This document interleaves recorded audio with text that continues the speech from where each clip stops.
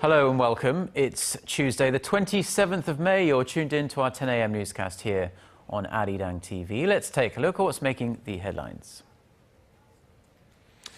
South Korea and China reaffirm their commitment to deter North Korea from its nuclear ambitions. The two sides also lay the groundwork for Chinese President Xi Jinping's scheduled trip to Seoul next month. Authorities are closing in on Yu Byung-un, the de facto owner of the sunken Sewol ferry. Police are holding a woman who was with the elusive businessman up until this past weekend. Plus, Ukrainian forces launch airstrikes against pro-Russian rebels who seized an airport in the country's east. Ukraine's new president vows to talk to Russia to end the crisis. Our top story this morning, South Korea and China have reaffirmed their joint commitment to stop North Korea going ahead with another nuclear test. Meeting in Seoul on Monday, the two countries' foreign ministers said that dialogue is the key to resolving issues with Pyongyang. Hwang Sang-hee reports. Amid renewed threats of a fourth nuclear test, South Korea and China said a nuclear-armed North Korea will not be tolerated. Following 2 hours of talks in Seoul on Monday, South Korean Foreign Minister Yoon Byung-se and his Chinese counterpart Wang Yi agreed on the need to resume dialogue with Pyongyang. This for tangible progress in North Korea's denuclearization and to prevent further development of its nuclear capacity. Yoon said Monday's talks will send a clear message to Pyongyang. I believe Minister Wang's visit will be an opportunity to reaffirm our shared views on intolerance on North Korea's nuclear program and peace and security on the Korean Peninsula, and to send a clear message to the North. China, North Korea's closest ally, has called for a swift resumption of the long-stalled six-party denuclearization talks involving the two Koreas, China, the United States, Japan, and Russia. But Beijing is growing more frustrated with Pyongyang as it continues to issue threats and launch provocations. The visiting Chinese diplomat expressed hopes to work even more closely with South Korea. China would like to choose South Korea as a more intimate cooperative partner in response to serious changes in regional and international circumstances. The two sides also discussed details of Chinese President Xi Jinping's state visit to South Korea, which may take place as early as next month. Wang also met with President Park to offer his condolences over the tragic Sewol ferry sinking. Hwang Sang-hee, ARIRANG News. And during her meeting with the Chinese foreign minister, President Park said Pyongyang should stop threatening a new form of nuclear test and discontinue operations at its main nuclear facilities if it's serious about engaging in dialogue. She also expressed gratitude for China's support of her policy of trust building with North Korea. She said she would hold deeper discussions on resolving the North Korean nuclear problem with Chinese President Xi Jinping when he comes to Seoul next month. North Korea's chief delegate to the six-party nuclear talks, Lee Yong-ho, is confirmed to have met with former U.S. government officials in Mongolia. Seoul-based Yonhap News reports Lee met with former U.S. State Department official Joel Witt, as well as ex-CIA analyst Robert Carlin. Washington says the two, if they did indeed make contact, were acting in their own capacity and that the U.S. government has a separate channel of communications with Pyongyang. The US also made clear its message to North Korea remains the same, that Pyongyang needs to show a sincere attitude about giving up its nuclear ambitions. When asked about the matter, China's Foreign Ministry spokesperson Qin Gang told reporters he wasn't aware of any meeting. A bill which recently passed the US lower house has ordered the Pentagon to examine ways of strengthening missile defense cooperation among Seoul, Tokyo and Washington. Defense Secretary Chuck Hagel will have to report back to the Armed Services Committee no later than 6 months after the bill goes into effect. Our Na Hyung-kyung has this report. The U.S. National Defense Authorization Act for the year 2015 passed the House of Representatives last week. It stipulates that the Secretary of Defense should assess and identify opportunities for boosting missile defense cooperation among South Korea, the U.S., and Japan. If enacted, the Pentagon will evaluate whether the three countries can share more military information, have their missile systems integrated, and conduct joint exercises. After picking up the information on Tuesday, experts in Seoul say Washington's move could face resistance as South Korea does not want to share military intelligence with Japan. The passing of the bill comes in line with Japanese media reporting that U.S. National Security Advisor Susan Rice discussed the matter with Japanese Prime Minister Shinzo Abe. The Yomiuri Shimbun report said Rice suggested immediately sharing information among the three nations if South Korean radar detects a North Korean missile launch. Attention now lies on how the South Korean government will react and if it will react to Washington's move, especially considering a U.S. Congressional Research Service report last year said Seoul would benefit the least given its close proximity to Pyongyang. 나현경, ARIRANG News. President Park's reform-minded Prime Minister nominee, An Dae-hee, has tried to cool down the controversy over his income. At a press conference Monday, An pledged to give back to society about $1 million he earned as a lawyer over suspicions his sudden jump in earnings was the result of his previous post as a Supreme Court judge. He said he decided to return the money because he believes his income shouldn't get in the way of fulfilling his promise to set social discipline and eradicate corruption as the next Prime Minister, adding that he would reform himself first. An's nomination will be confirmed following a parliamentary hearing. And more on the topic of reform, President Park Geun-hye says fixing public enterprises will be the basis for building a well-founded economy and a starting point to earn public trust. Speaking to the heads of local public entities on Monday, the president promised to correct irregularities in the public sector and enhance the quality of their services. In regards to the public sector's heavy debt and lax management, she said their capabilities and efficient management directly affect the country's productivity and global competitiveness. In order to address this, she asked attendees to make voluntary reforms to root out unfair trade practices, create transparency among public enterprises, increase productivity and raise awareness about public safety. Now, with just over 1 week to go until local elections here in Korea, more and more voters appear to be turning their backs on the country's two biggest political parties and are turning towards independent candidates. Our political correspondent Ji Myung-gil shows us how much influence these voters are expected to have come June 4th. The closer we draw to election day, the more apparent it becomes that voters are leaning toward independent candidates, especially in the city of Busan, a conservative stronghold, and Gwangju, the traditional home ground of liberals. Of all voters on election day, nearly 44% are undecided about who they will vote for, according to a survey conducted by mBrain. And of that total, more than half of the respondents said they will vote for independent candidates. This holds extra meaning in the cities of Busan and Gwangju. In the ruling Saenuri Party's home turf of Busan, polls show independent candidate Oh Go-don up by nearly 4 percentage points over the ruling party's Heo Byung-soo in the race for the mayor. Oh's popularity saw a boost after a candidacy merger on May 16th with Kim Young-chun of the main opposition New Politics Alliance for Democracy in an effort to unite liberal votes.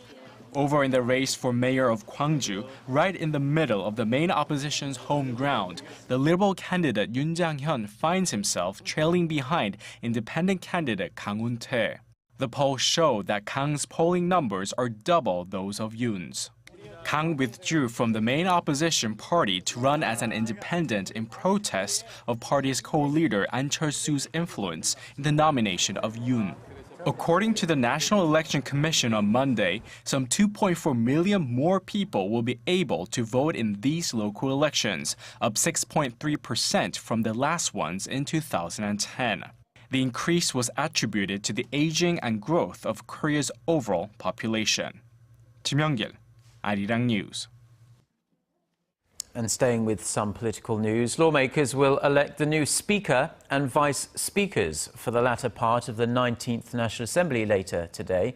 It's customary for only one candidate from the ruling party to be nominated for the Speaker position in the Korean Parliament, and as five-term lawmaker Jang Ui-hwa has already been chosen through an inner-party election in the ruling Seoul party. He will most likely become the new leader of the parliament. As for one of the vice speakers, the ruling party has tapped four-term lawmaker Jong Gap-yoon. The main opposition New Politics Alliance for Democracy has yet to decide who will fill the other vice speaker position. Said that a team of South Korea. Get connected to Korea and the world. Join us every weekday for the latest developments out of Korea, Asia, and beyond. On air, on your mobile, and online, we lead the way every day. ARIRANG News. To try and resolve the crisis in Ukraine, the European Union also offers 15 billion euros. Now, in tech news, Korea's #1 mobile messenger service provider, Kakao, is merging with the country's #2 web portal, Daum, in a multi-billion-dollar deal. This, in fact, is the largest merger involving internet-based companies in Korea, and it could potentially pose a threat to Korea's biggest search engine, Naver. Our Kim Ji-yeon reports. Korea's largest mobile messaging service, Kakao Corporation, has agreed to merge with internet company Daum Communications Corporation. When the deal is complete, Kakao will have more than 60% of the equity in the merged company dubbed Kakao Kakao and will be valued up to $3.9 billion. The heads of the two companies expect the deal to create a synergy effect as they compete with the country's largest internet portal, Naver Corporation, and its mobile messaging service Line. Daum CEO Choi Se-un said Kakao's strong competitiveness in the mobile sector, combined with Daum's contents, will help the company compete in the fast-changing market. But some analysts are skeptical that the marriage will help the company enter the global market. Kakao is seeking ways to enter the global market just like Naver did through its Line service to survive the competition. With this in mind, Kakao is wasting its time and resources through this merger with Daum, which is a local market-driven company. The unlisted Kakao, which has more than 130 million users, is estimated to be worth $2.3 billion. Daum, which is currently listed on the tech-heavy Kosdaq, is valued at more than $1 billion. Kim Ji-yeon, ARIRANG News. Turning now to the investigation into the Sewol ferry disaster.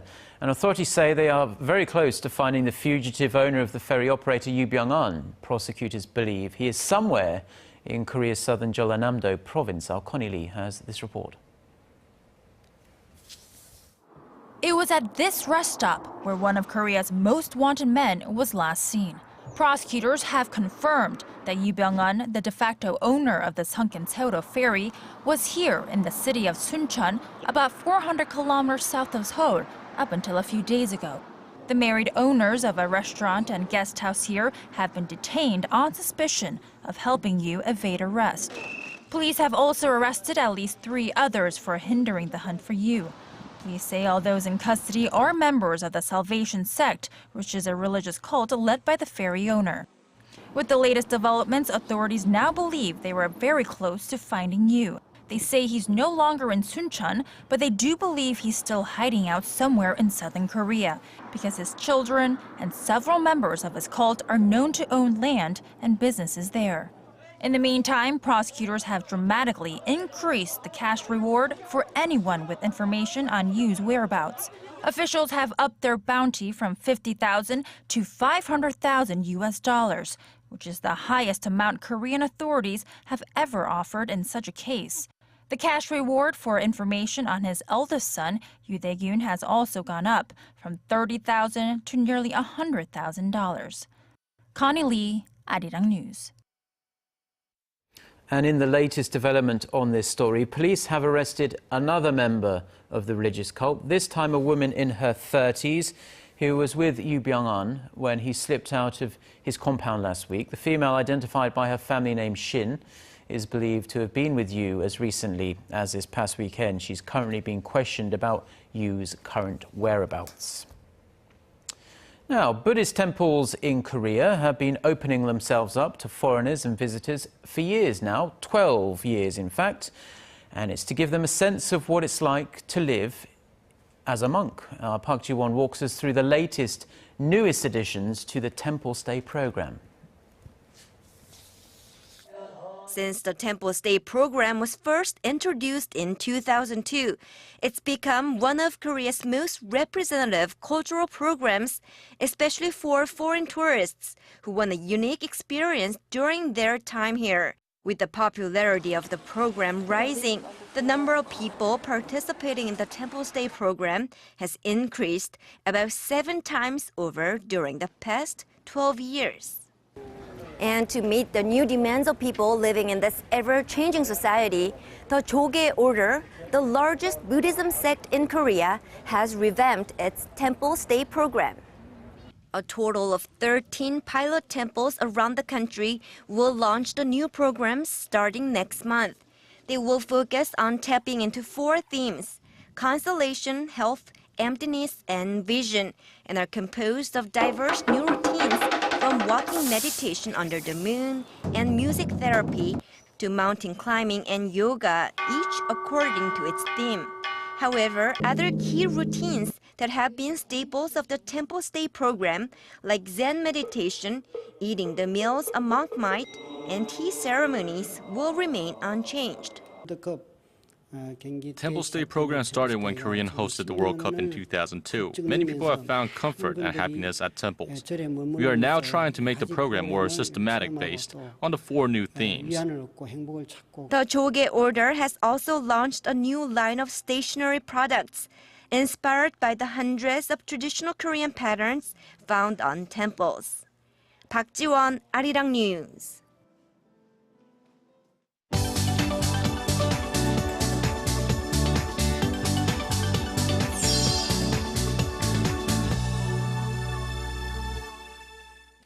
Time now for a look through the international headlines we're following at this hour. For that, we turn to our Eunice Kim, standing by at the news center. Very good morning to Eunice. The Ukraine crisis has intensified. There's been an exchange of gunfire at an airport in the east of the country.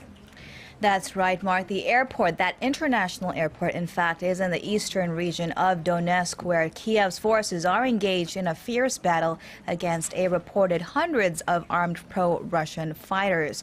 Now, reports say insurgents arrived in the area near the major airport in the early morning hours in trucks, and all flights were canceled. Gunfire broke out as at least 1 Ukrainian fighter jet flew overhead, and explosions were heard in the direction of that airport. It is unclear who is in control at this point. Meanwhile, Ukraine's election commission has confirmed Petro Poroshenko as president-elect, and he said he would not negotiate with the rebels, underlining that the anti-terrorist operation should not last more than a few months. He said Monday integration with Europe will be his first priority and wants to begin talks with Moscow to end the insurgency. A train crash in northern India has killed at least 40 people and some 150 others are injured. Authorities say the express passenger train slammed into a parked freight train in Khalilabad in Uttar Pradesh state Monday, leaving 6 of the train cars derailed. Reuters reports among those in critical condition are the train's driver and assistant driver. Incoming Prime Minister Narendra Modi, who was sworn in the same day, sent his condolences to the bereaved families. Nigeria's defense chief says its military has located the whereabouts of the more than 200 schoolgirls abducted last month, but expressed reluctance in using force to free them. Air Marshal Alex Bade told demonstrators that nobody should accuse the Nigerian military of not knowing what it is doing, adding that he does not want to kill the girls in the name of trying to get them back. Earlier, the BBC reported that the government backed out of a deal with Islamist militant group Boko Haram earlier this month to swap some of the girls for some 100 jailed Boko Haram members. It is unclear why that deal went south.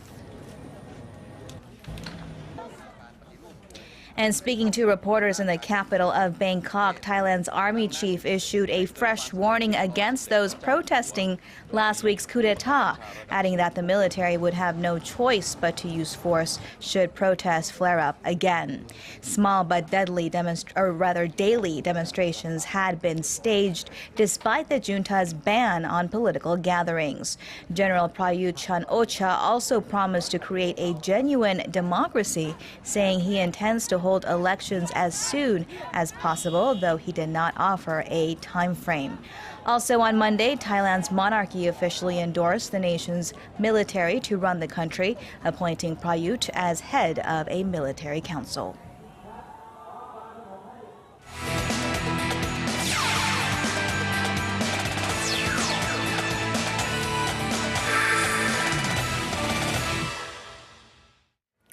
And a good Tuesday morning to you all as we kick things off in the LPGA, where despite Park In-bi missing the cut over the weekend at the Airbus LPGA Classic, she was still able to hold on to her #1 ranking. And while Stacey Lewis did a great job in the 4-day event, she eventually dropped down tied for 10th place, which is good enough for Park In-bi to hold on to her top spot for another week. This is all thanks to Jessica Korda, who stormed through the event, shooting a 20 under overall to claim the title.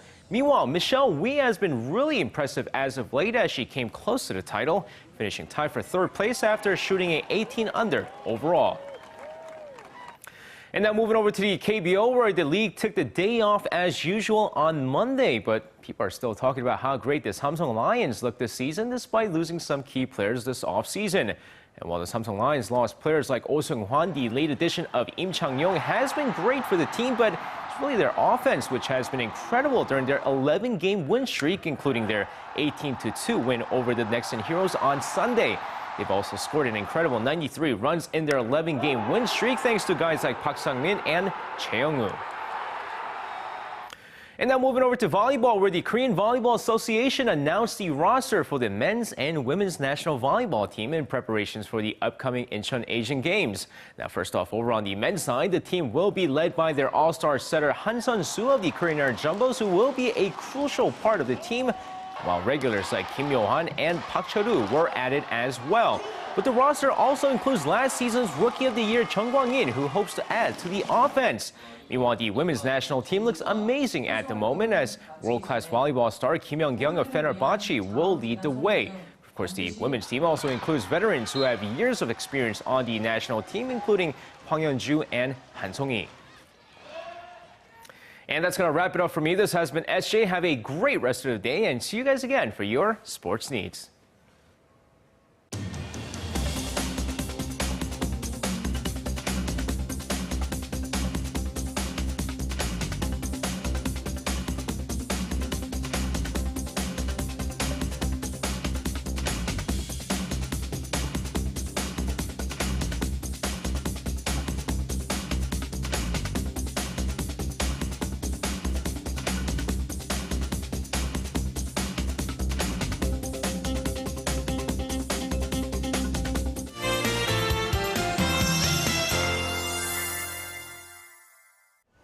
Good morning. Well, the western parts of the region, including here in Seoul, we've been dealing with relatively high level of toxic dust since early morning hours, but that should gradually clear up as the day progresses, and the entire nation can expect to see the full sun throughout the day. So the hot and sunny weather should continue in full swing, temperatures reaching in the upper 20s to low 30s across the region.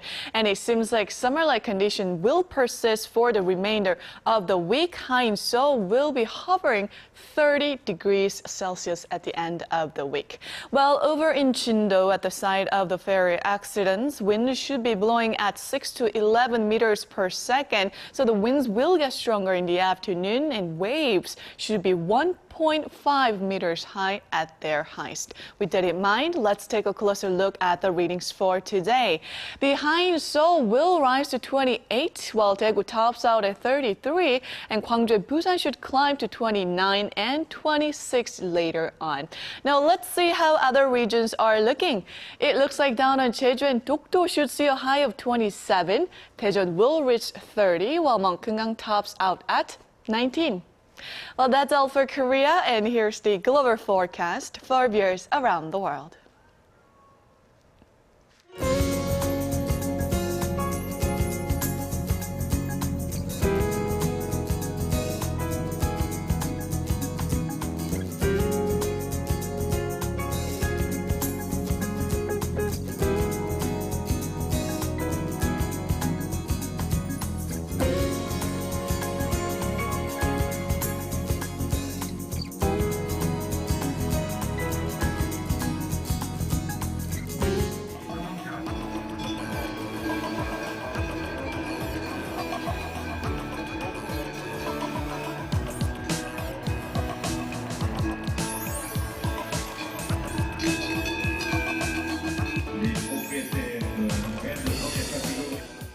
And that's all we have for now. We'll be back again for another newscast at noon Korea time. Until then, goodbye.